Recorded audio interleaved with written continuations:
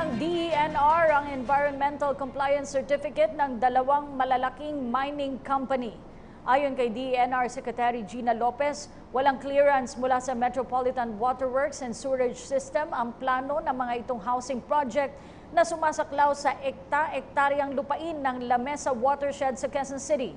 Gitang kalihim, mas makabubuting gumawa na lang ng mga proyekto ang mga ito na mas makabubuti sa kalikasan. Ang ulat mula kay Dayan Querer. Sinuspindi ng Department of Environment and Natural Resources o DENR ang Environmental Compliance Certificate o ECC ng property developer na Century Communities Corporation at ng mining company na Australasia Link Mining Corporation.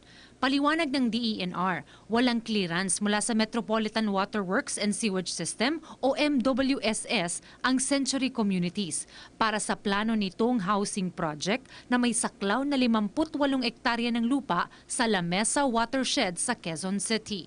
Suhestyon ni DENR Secretary Gina Lopez, gumawa na lamang aniya ng ibang proyekto sa lupa na mas makakabuti sa kalikasan at nang hindi na makontaminate ang watershed na siyang pinagkukunan ng inuming tubig ng halos nasa 12 milyong katao sa Metro Manila.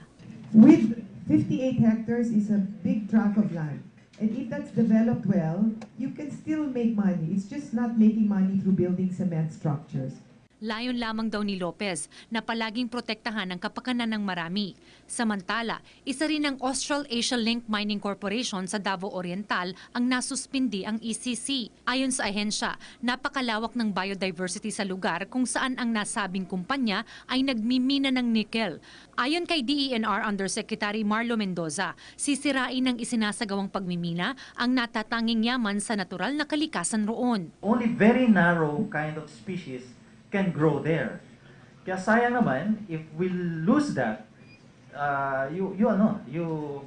it's a natural heritage that will be gone forever. Samantala, nakatakda naman ang ahensya na magsagawa pa ng ECC audit sa ilan pang mga kumpanya. Para sa PTV News, Dayan Querer.